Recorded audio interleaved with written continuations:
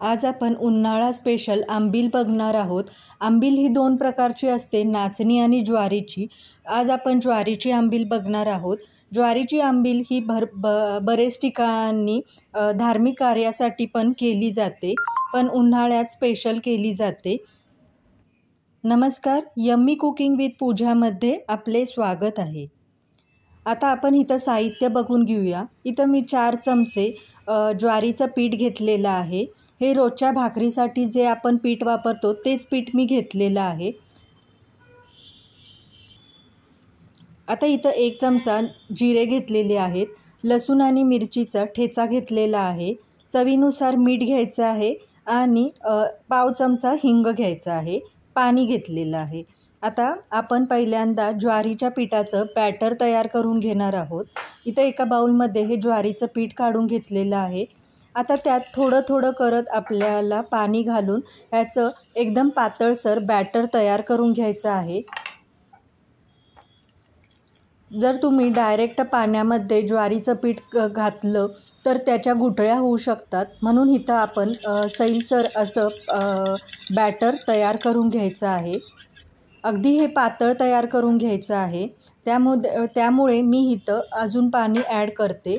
इथं बघू शकता आपण ताकासारखं इथं बॅटर तयार करून घेतलेलं आहे। आता हे आपल्याला शिजवून घ्यायचं आहे। आता इथं एका कढईमध्ये 1 चमचा तूप घेतलेला आहे। तूप छान गरम झालं की मग त्यात जिरे, हिंग आणि लसूण आणि मिरचीचा ठेचा आहे तो छान परतून घ्यायचा आहे। लसूण आणि मिरचीचा ठेचा तुमच्या आवडीनुसार कमी जास्त प्रमाणात घेऊ शकता। आता हा छान परतून झाला की ह्यात आपल्याला हे ज्वारीचं बॅटर करून घेतलेलं आहे ते घालून घ्यायचं आहे। इथं हलवत हे बॅटर आपल्याला कढईत ओतायचं आहे, कारण ज्वारीचं पीठ आहे ते खालती तळाशी बसू शकतं, त्यामुळे हे हलवत आपल्याला बॅटर कढईमध्ये ओतायचं आहे। आता चवीनुसार मीठ घालून ह्याला आपल्याला मंद गॅसवर शिजवून घ्यायचं आहे। हे आपल्याला सतत हलवत राहायचं आहे, नाहीतर मग ज्वारीच्या पिठाच्या गाठी होऊ शकतात।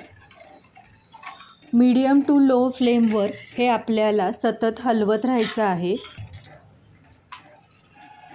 साधारण हे पीठ शिजायला 5 ते 7 मिनिटं लागतात। इथं बघू शकता जरा घट्ट पीठ तयार झालेलं आहे।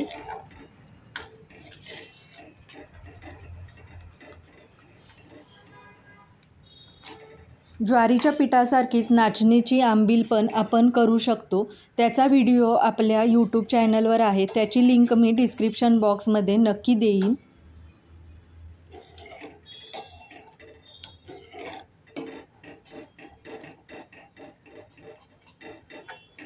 हे पीठ अगदी घट्ट आणि ट्रान्सपरंट झालं की मग समजावं की आपलं हे पीठ छान असं शिजलं गेलेलं आहे। इथं बघू शकता आपलं पीठ हे छान शिजलं गेलेलं आहे। आता ह्याच्यात आपल्याला कोथिंबीर घालून घ्यायची आहे। कोथिंबीरीनं ह्या आंबिलीची चव खूप छान लागते। आता ह्याची गॅसची फ्लेम आहे ती बंद करणार आहे।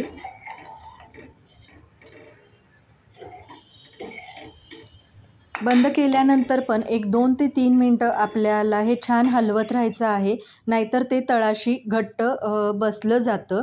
आता इथं बघू शकता पीठ आपलं छान थंडगार झालेलं आहे। आता एका बाउलमध्ये जेवढं तुम्हाला आंबील करून घ्यायची आहे, जेवढे ग्लास तुम्हाला आंबील हवी आहे तेवढं पीठ आहे ते एका बाउलमध्ये मी काढून घेते आहे। बाकीचं पीठ तुम्ही फ्रीजमध्ये 1 ते 2 दिवस ठेवू शकता। आता ह्याच्या पिठाच्या थोड्याशा गुठळ्या झालेल्या आहे। पीठ हे गार झाल्यानंतर थोड्याशा प्रमाणात गुठळ्या होतात, घट्ट पीठ होतं। त्या गुठळ्या काढून घेण्यासाठी इथं रवीनं छान घुसळून घ्यायचं आहे। आता ह्याच्यात आपल्याला इथं आंबटसर ताक आहे ते ॲड करून घ्यायचं आहे।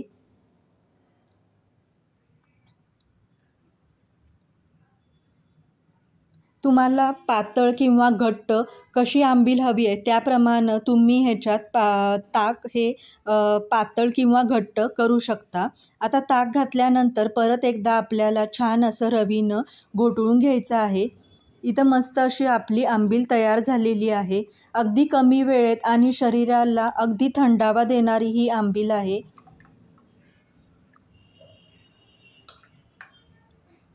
तुम्हाला जर ताक वापरायचं नसेल तर तुम्ही ह्याच्यात पाणी घालून पातळ करू शकता.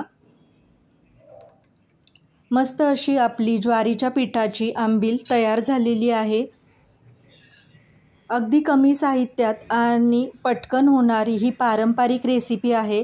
तुम्हाला कशी वाटली मला नक्की कॉमेंट करून सांगा आणि अजूनही माझ्या चॅनलला जर सबस्क्राईब केलं नसेल तर प्लीज सबस्क्राईब करा. थँक्यू.